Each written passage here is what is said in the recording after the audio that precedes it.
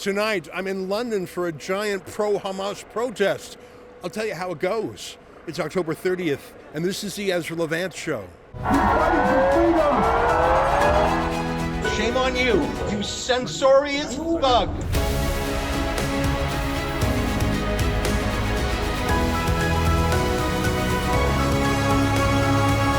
Ezra Levant here for Rebel News. I am in London, England. I'm standing next to the ancient River Thames. Over there, Big Ben, the Houses of Parliament. This is an amazing city with an amazing river, centuries of history.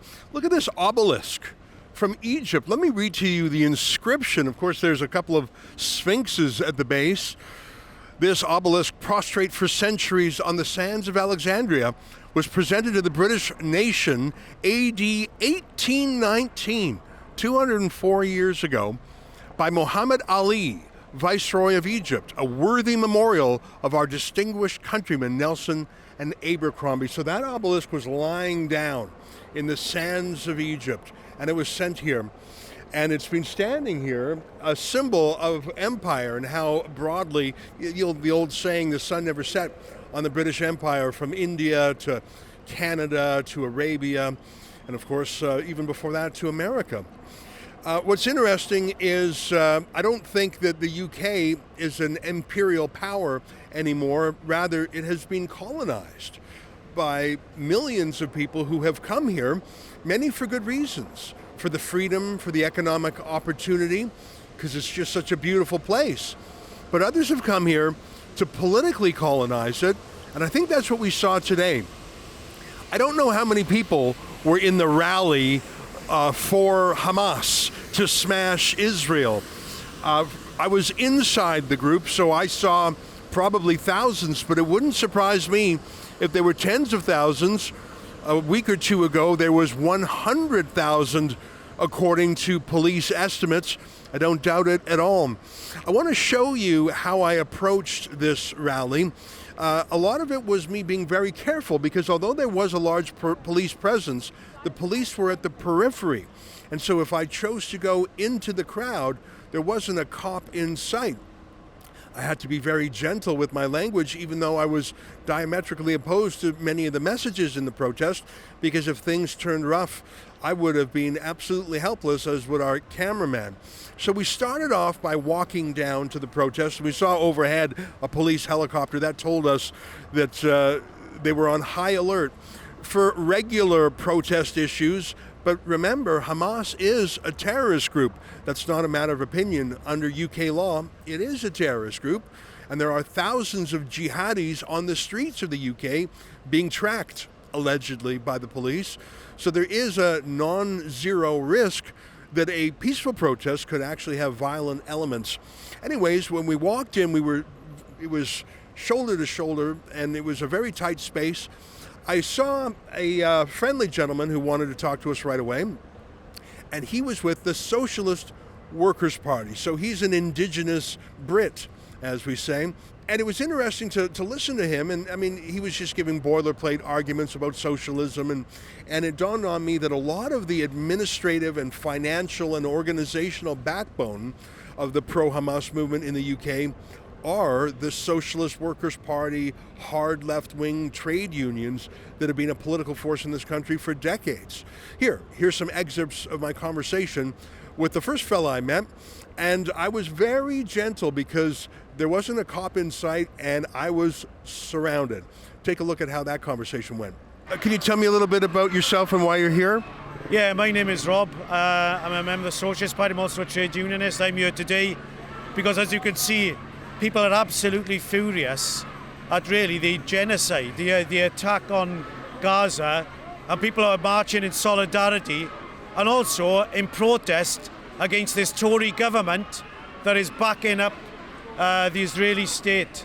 So people here are standing in solidarity with ordinary people in Gaza. They can't believe the horrific attack, that is murderous attack, that is happening there right now. So now, I heard you say just a moment ago that I think you criticized the Labour Party as well. That's what caught my ear. Yeah, What's your view on the Labour Party? Well, because what is scandalous, it's outrageous, obviously, that the British government is really backing up the Israeli government. And you think the Labour Party is too? But there's no opposition from the Labour leadership.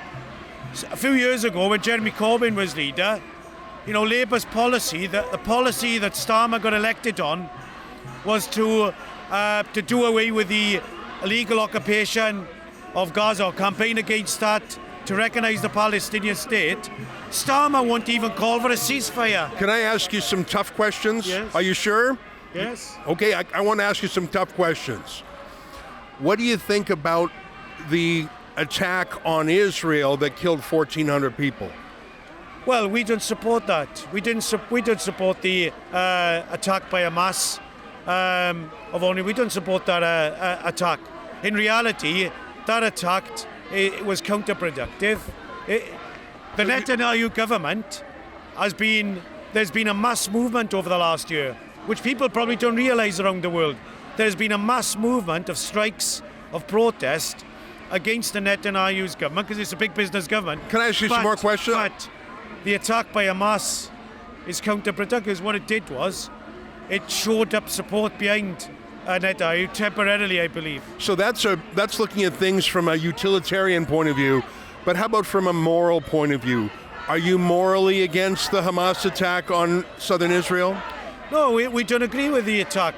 For moral reasons also? No, we don't agree. Look, from the perspective of how does ordinary people have a solution in the Middle East, which we think should be a socialist solution, where national rights of Palestinians and ordinary Israelis are protected and respected. But the point is attacks like that cannot win that, because what they do is that, unfortunately, they shore up support behind what is a right-wing government in Israel. I got two more questions, then I'll let you go. Thanks very much for giving me your time, by the way. I hear a chant from the river to the sea. And in my mind, that means that from the Jordan River to the Mediterranean, that'll be a Palestinian country.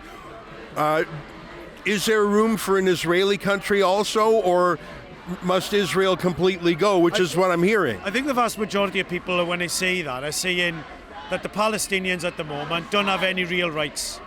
Would you support a Jewish country there? What we say as the Socialist Party is there needs to be a socialist solution in Israel-Palestine in the Middle East for the Palestinian masses and ordinary Israelis, not the Netanyahus of this world, not the Israeli government and the Israeli state. And that means, for us, the first issue is it needs a socialist solution, like we need in Britain, that can provide for ordinary people across the divide. And if that means that you have to have two socialist states that can voluntarily work out that relationship, then that would be a step in the right direction. Last question for you. There have been some anti-Semitic incidents and some anti-Semitic language. Are you worried about anti-Semitism in the UK? Look, the Socialist Party, I think, like the vast majority of people, are opposed to Islamophobia, are opposed to anti-Semitism, are opposed to all racism that exists. And of course we are totally opposed to that, like we are opposed to Islamophobia and all sorts of racism and all attacks on equality. Would you ever go to a vigil with Jews or Israelis to show moral support for them after the losses of 3 weeks ago? Well, look, we are totally opposed to the attack by Hamas on the, that took place in Israel on October the 7th. Of course, some will say, but look, we all must recognise this. This crisis didn't start on October the 7th. Right.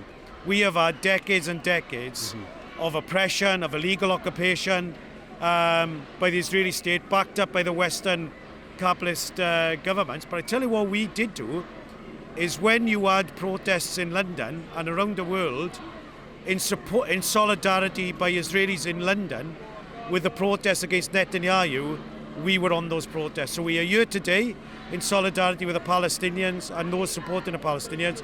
But when you had a mass movement against the right-wing Netanyahu government and Israelis in his country were on protesting in solidarity, we were on those marches because we believe if there can be unity between the Palestinian masses of working people in Israel that can remove the capitalist government in Israel and have a socialist future. How that is worked out depends on working people across those in those communities. That is a solution for ordinary people. As I walked around the protest grounds, I saw a lot of kiosks or tents for similar organizations, anti-British, anti-American, socialist workers. I even saw a communist revolution poster. So there is a British element to this. Most of the crowd, I would say 75%, look to be Islamic or racialized, as they would say. But I'd say about a quarter of folks here were either woke, white, young people who've probably been through some grievance studies degree, or I think it's probably accurate to say just a lot of superannuated leftists who were for the disarmament movement in the 80s and for the environmental movement in the 90s, and now they're on the Free Palestine movement in the 2020s. The issue isn't the issue, the revolution is the issue, and that's how I'd put that socialist workers guy. I noticed a few other things on the streets. For example, I noticed a postering campaign. You might know that for the last few weeks around the world, supporters of Israel, and I think people who are just appalled by terrorism, have put up posters for the missing, kidnapped children who were taken as hostages by Hamas in their terror raid on Israel on October 7th. These have gone up in cities around the world, and there's been videotape of people tearing down those posters, which is a shocking thing when you think about it. Well, this March, they've had their own version of those posters with children that they say Israel has killed. So they are certainly meeting the propaganda gap. There was a lot of propaganda, and we filmed as many signs and chants as we could. Here, listen to some of the chants and see some of the signs. They're talking about an intifada revolution to make the river to the sea Jew-free. Here, take a look at some of the things we saw. Palestine will be free. Palestine. Israel is a terrorist state. Occupation no more. Israel is a terrorist state. Shame on you! Shame on you! Shame on you! Israel is a terrorist state. Palestine! Palestine! Palestine! Palestine will be free! Palestine will be free! Palestine will be free! Well, it was good to talk to an old socialist worker, but I wanted to talk to people who had a little bit more skin in the game, people from the Muslim community. And again, there was not a cop in sight. We took our microphone flag off just so if anyone knew Rebel News, they might not be turned off by it. And my questions, again, were very basic. I mean, we came across this bizarre site, which you see in a few cities in the world, ultra-Orthodox Jews wearing their fur hats who are against the state of Israel. It's really weird. You would think that they, of all people, would want the state of Israel, but they have an obscure sect that believes that there should be no state of Israel until the Messiah comes. And so any attempt to rebuild Israel before that is a kind of blasphemy, because Jews should wander in exile. Jews should be driven out until God says, you're done. It would be like if Moses wanted to take a shortcut to the promised land instead of wandering for 40 years. These extremist Jews want to take, don't think a 2,000-year wandering is enough. So we saw some of those. It's a very strange thing to see. And I saw a Muslim man who I think was from Pakistan originally praising them. And I said, hey, let's talk to this fella. Here's a little bit about how that conversation went. I'm going to truncate it a bit because he was quite voluble and I don't want to bore you with the whole thing. But at the end, when I asked him if Hamas was a terrorist group, and he said, don't make me condemn it. I said, I'm not asking you to condemn it. Just would you acknowledge that they're terrorists? Watch the conversation. It took me about 5 minutes to get to the essential question. Take a look. Yeah, my name's Javed, Kemal Javed. Yeah. Mel Javed, nice to meet you. And you too, likewise. We're from Canada. I wonder if you can tell us what's going on and why you're here. Well, basically, we're here to support the Palestinian and the Israeli war that's currently going on. And we realize both sides, there's been a loss of life, there's been a lot of people killed. Other people, the officials, know the actual numbers much better than we do. But really, what everybody's here now for is that we need a ceasefire. We need to stop this killing. Hey, can I ask you two more questions? I don't want to take up too much of your time. Thanks for stopping and talking with me. No problem. What do you make of those guys? Oh, these are what I mean, I don't know them personally or whatever. These are Orthodox Jews, yeah, who themselves are going around with the banners and going around with the letters that they sent when Israel was created, that as far as our religion is concerned, yes, we cannot even take over a land that's not occupied. That's what the Orthodox Jews say. And they go, never mind the land that was previously already occupied. So what they're saying is, like a lot of us are saying, that basically their religion has been hijacked by people who have a different agenda. People who sort of hijacked Judaism itself. That's what they're saying. I mean, I haven't spoken to them in detail, but like yourself, you can easily see this all over, you know. Can I ask you one last question, then I'll let you go, and Yeah. thanks again for your time. No problem. There have been anti-Semitic incidents, and a lot of Jews in the United Kingdom say they feel afraid of violence and the threats of violent revolution and intifada. What would you say about that? No, I mean, I've just shaken hands. Are these not the Jews we're talking about? Or are we talking about different Jews? I'm talking about, there's a few 100,000 Jews in the UK, and their board of deputies and other Jewish leaders are reporting anti-Semitic incidents. I've seen videos of some anti-Semitic incidents. Some Jewish shops have been smashed. Are you worried about anti-Semitism? Well, I'm worried about anti-Semitism, just like Islamophobia, and I think some of this is being taken a little bit out of proportion, because you've got to have some key points, like these 40 beheaded babies or whatever. You've got to implant this. I don't know if you remember, but Iraq war, you could not use, as a media, you could not use any other terminology. You couldn't say chemical. It had to be WMD, WMD, WMD. Do you think Hamas is a terrorist group? Hamas? Yeah.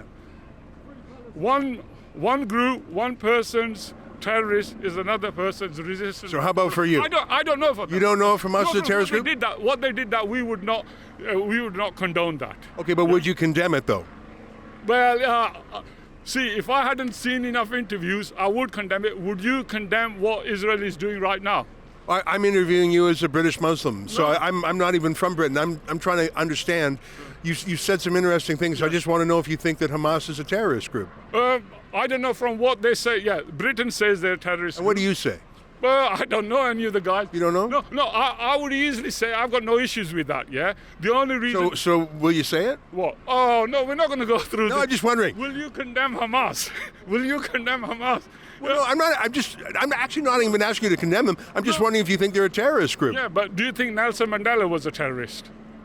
You know, and Before he became the world leader and before we all bowed down to him. Did you say Yasser Arafat was a terrorist? Wasn't Gandhi? So you think Hamas? So you think Hamas is like Nelson Mandela? No, I think, from what I hear and see, that they're more like sort of resistant group. Who's funding them? Where they're from? I don't know. But how about what they did? How about what they did? No, that was horrific. Okay, so I started off by saying, cannot kill. Because they claim me to be Muslim. So why don't you just call them terrorists then? It's no big deal. If you would acknowledge they did horrific things, why don't you say they're a terrorist group? They did the horrific thing, but their horrific in numbers is 1,500. This horrific, which I just asked you to say, and then you backed off. You said, "Well, I'm a journalist. I'll give my opinions later." Okay, you give us 1,500 terrorists, 7,000 and blackout and all the killings. Why is it so difficult to say that that's terrorism? Well, listen, I know we've got no qualms, but I'm just saying we're just trying to pick up bits and snippets of information and stuff that we get here. Last question, then I'll let you go. because you've got so many interesting things to say. So some people here say from the river to the sea, Palestine will be free, which implies from the Jordan River to the Mediterranean Sea. Yeah. See, you know more than I do, but yeah. So do you think, you obviously believe that there should be a Palestinian state, do you think there should also be a Jewish state in the Holy Land? Well, I think that these two groups of people have lived together before.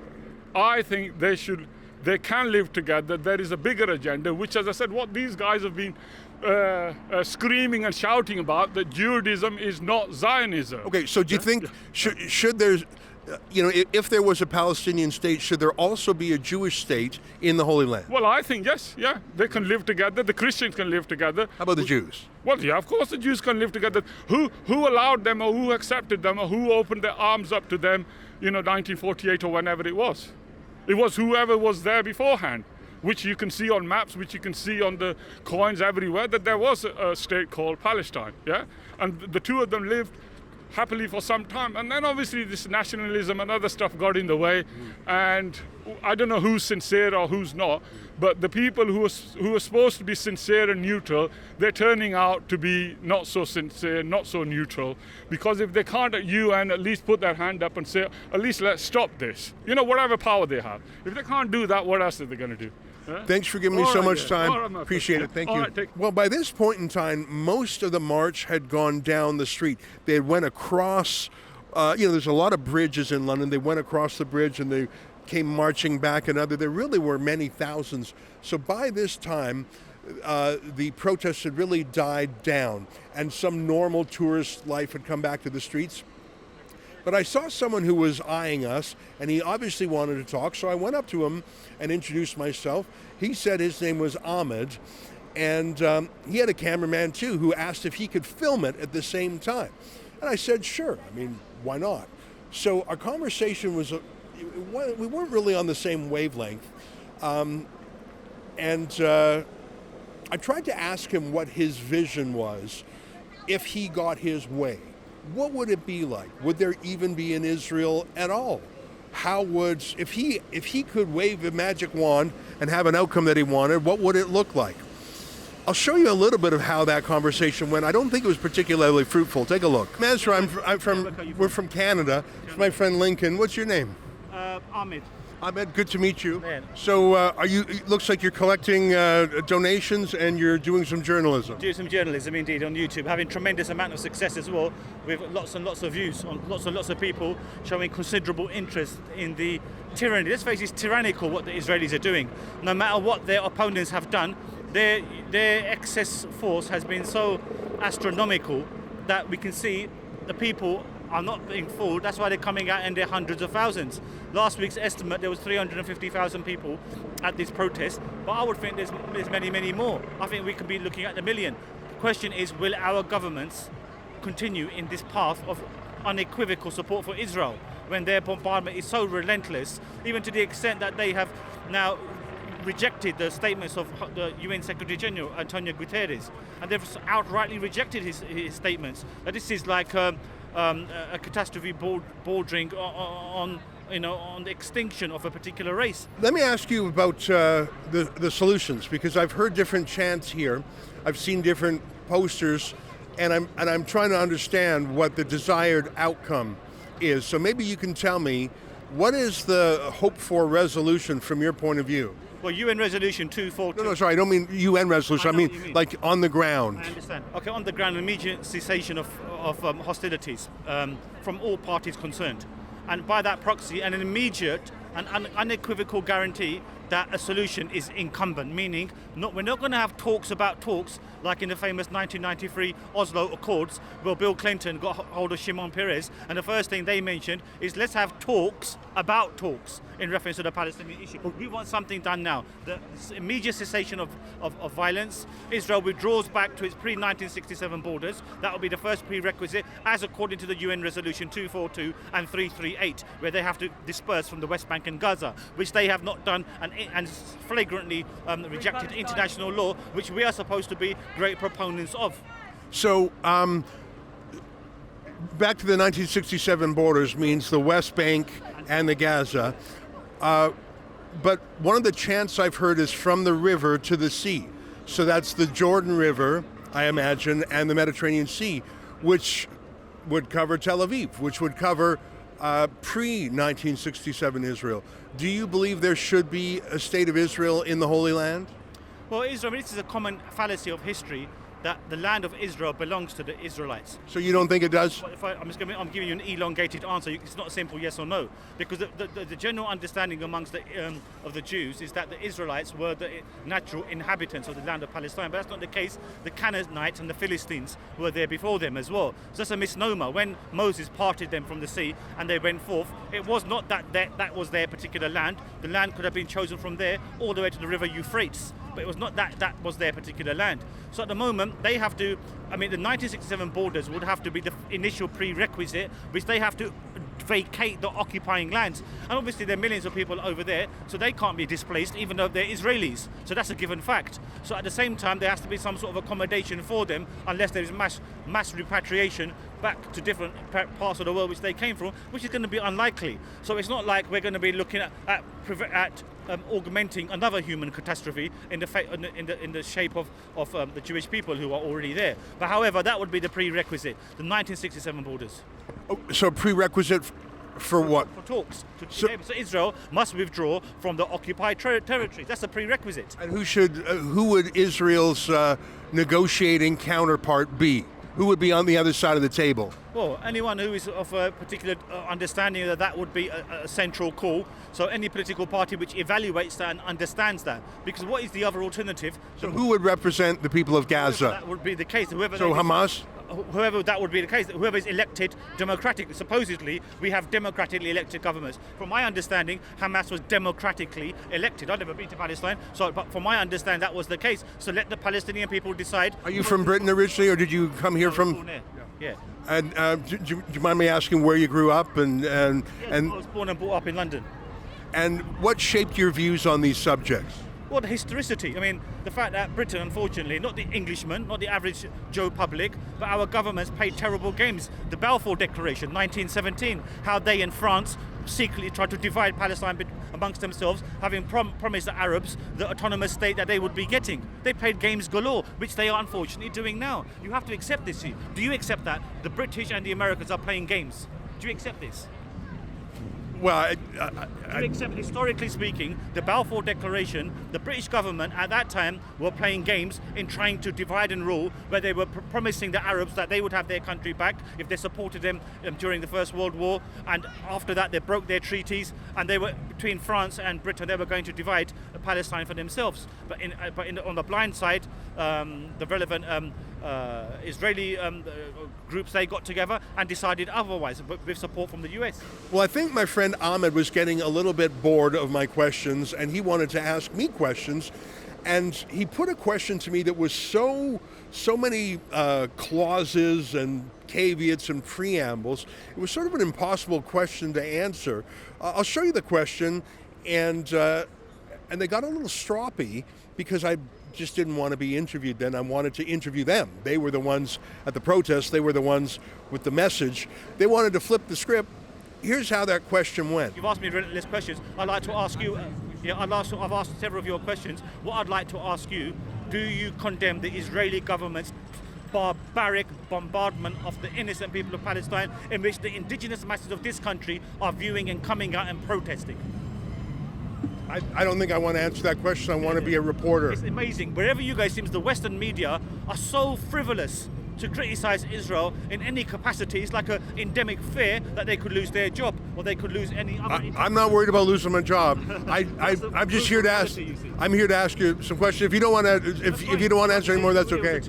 Sure. I've answered several of your questions. So again, that's fair that I asked you basic. But we agreed that you will answer some questions. Yes, we agreed upon that. You have another face, not the real face.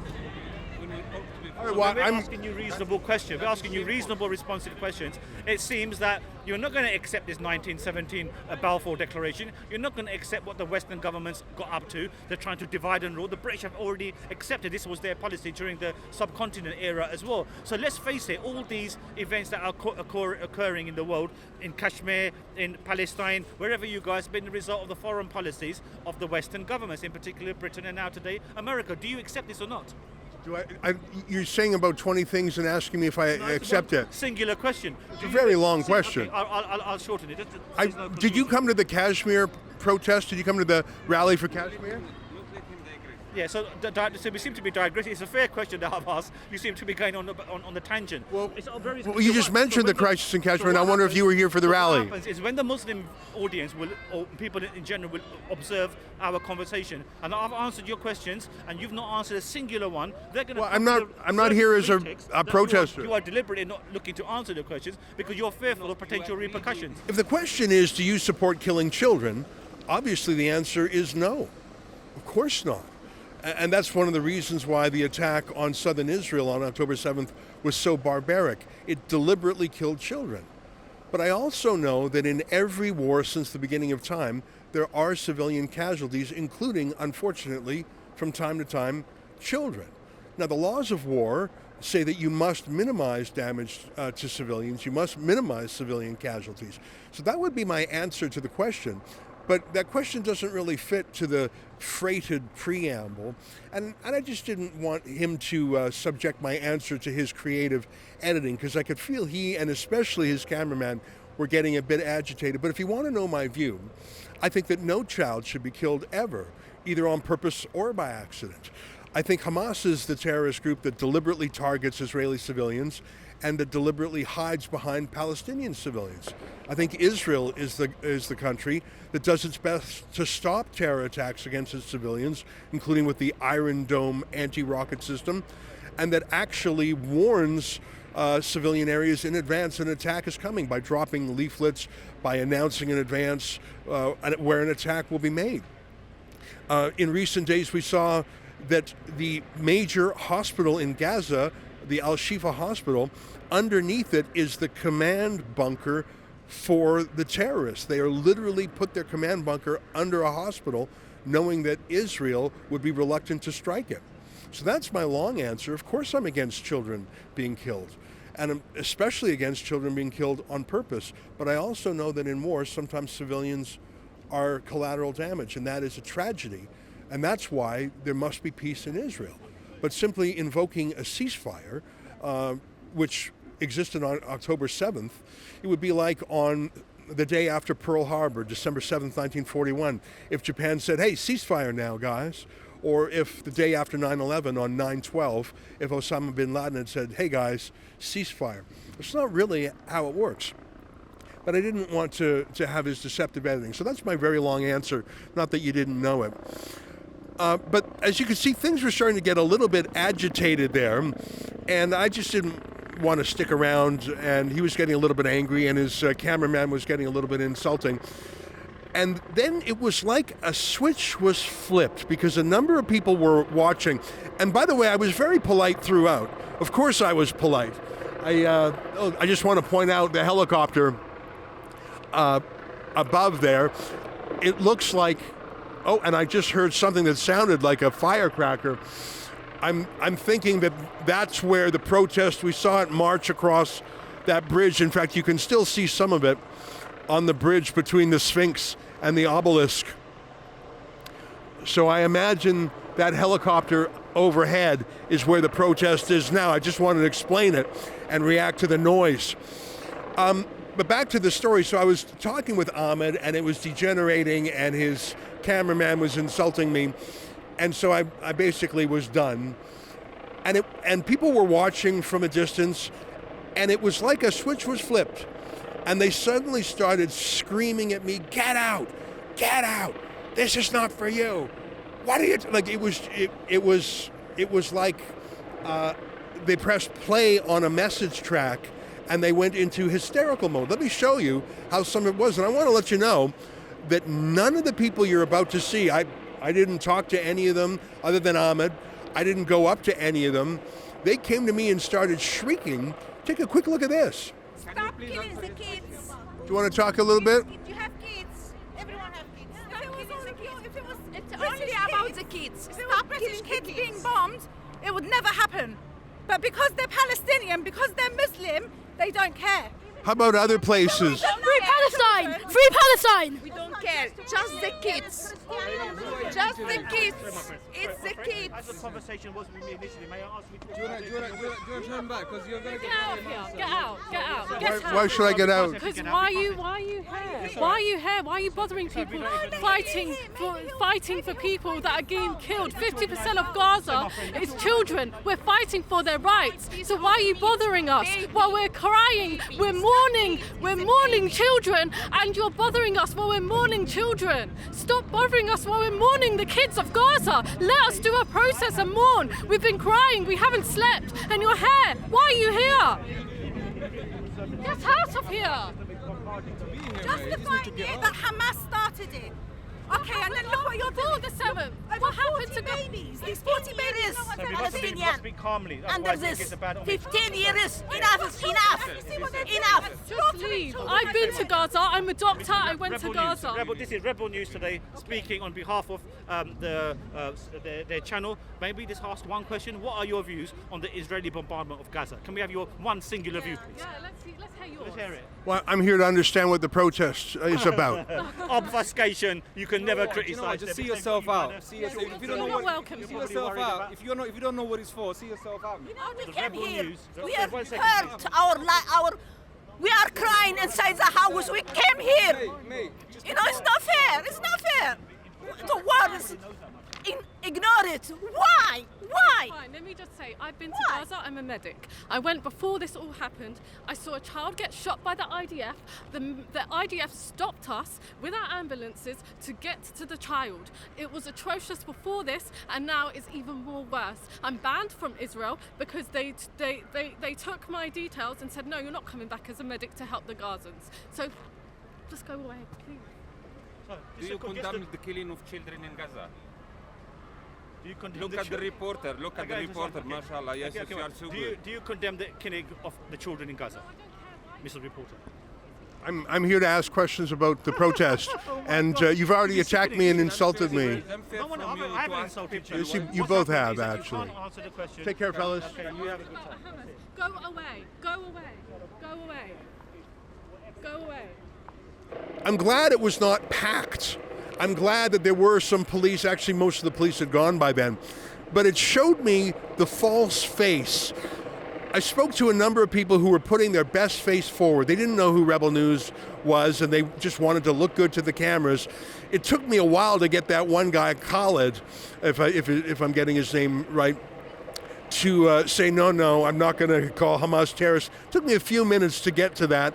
I think what I learned from that is that the pro-Hamas community in London, some of them can control themselves and know that if they show exactly what they believe, they'll freak out a lot of people. If they show what they mean by from the river to the sea, that means the extermination of all Jews. If they show what they mean by intifada revolution, intifada basically the Arabic word for pogrom, which meant the Russian-style anti-Semitic riot, if they show these things to the media, people will recoil because there are still enough Brits of goodwill and good faith who don't like what they see on the streets. It was interesting to me that mask fell in a heartbeat, and the rage and the dramatic acting came out. And I'm just glad that happened when things had dispersed rather than when it was cheek by jowl at the beginning of the protest. Anyways, that's my report for today. I'm glad I was here. The UK has an enormous problem. We see it starting to grow in Canada too, where there have been some protests of 1,000 or even several thousand.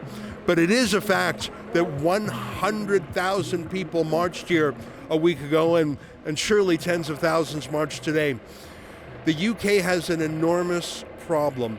Even if only a fraction of the Muslim population is extreme, and even if only a fraction of that does anything about it, the sheer numbers of mass immigration without any cultural vetting, without any denazification, so to speak. I think this country has a problem. The problem for the UK is not in Gaza, it's not in the Middle East. The problem's in London. I'm here in London where I was attending one of the large pro-Hamas rallies. We've been covering the war between Hamas and Israel very carefully. To see all of our coverage on the subject and to chip in to help crowdfund our journalism, go to thetruthaboutthewar.com.